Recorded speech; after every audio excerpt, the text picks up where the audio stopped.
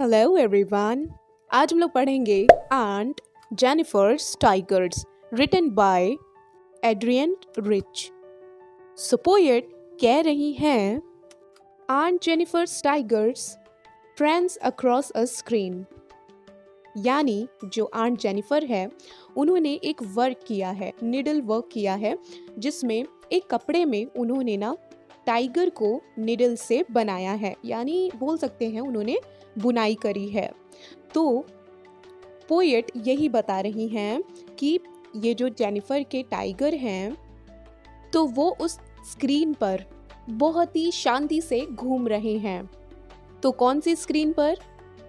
जिस कपड़े में आंट जेनिफर ने ये निडल वर्क किया है तो उस कपड़े में वो टाइगर आराम से घूम रहे हैं। Bright opaque denizens of a world of green. और ये जो टाइगर्स हैं तो उनका कलर कैसा है? तो एकदम ब्राइट कलर है, एकदम टोपास जैसा। टोपास फ्रेंड्स कहा जाए तो एकदम ब्राइट येलो, तो ब्राइट येलो को टोपास कहते हैं।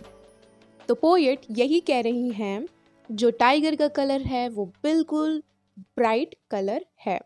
और जबकि ये वर्ल्ड ऑफ ग्रीन से बिलोंग करते हैं, यानी फॉरेस्ट लाइफ से बिलोंग करते हैं, तो बिल्कुल कॉन्ट्रास्ट हो रहा है, बिल्कुल डिफरेंट कलर का।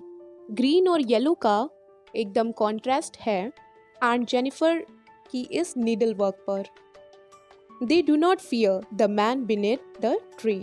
और जो ये नीडल वर्क है इसमें कुछ मैन भी बनाए गए हैं जो कि पेड़ों के नीचे खड़े हुए हैं, मगर इन टाइगर्स को उन मैन से कोई भी डर नहीं लगता।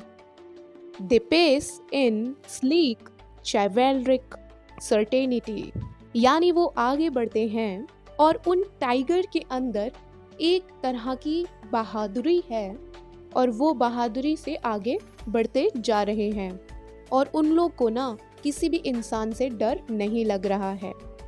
Aunt Jennifer's finger fluttering through her wool, यानी आंट जेनिफर की जो उंगलियां हैं वो उनके ऊन में, वूल को ऊन कहा जाता है, जिनसे वो काम कर रही हैं ना, निडल का जो वर्क कर रही हैं, तो उस जो ऊन है उसमें उनकी जो उंगलियां हैं वो घूम रही हैं। जो निडल वर्क है उसके लिए बार बार जो ये ऊन है तो वो उसे खींचती हैं और वो उस ऊन को सुई में डालती हैं, तो उसमें एक तरह से कहा जाए तो उनकी उंगलियां खेल रही हैं। Find even the ivory needle hard to pull, और उनके लिए वो जो ivory needle है जिससे वो अपनी बुनाई कर रही हैं तो उसको खींचना भी बहुत ज़्यादा मुश्किल लग रहा है। The massive weight of uncle's wedding band.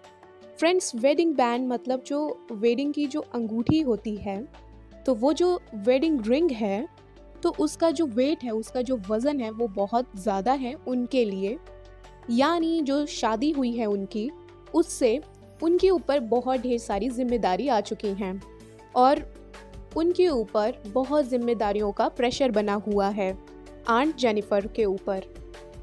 Seat heavily upon Aunt Jennifer's hand. और वो वेडिंग रिंग कहाँ है? एक तरह से कहा जाए तो उसका बहुत ज़्यादा भार है कहाँ पर? जेनिफर के हाथों में जो रिंग पहनी है उसमें।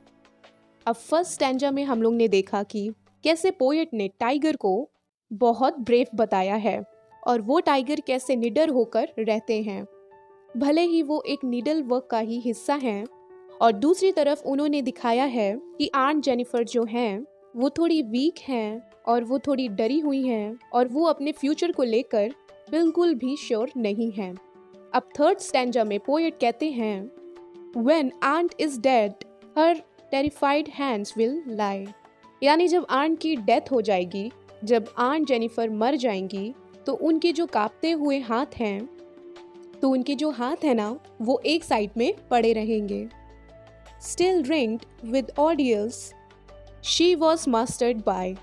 और अभी भी मरने के बाद भी उनके हाथों में अंगूठी होगी जो उन्हें उनके ऑडियंस की याद दिलाएगी।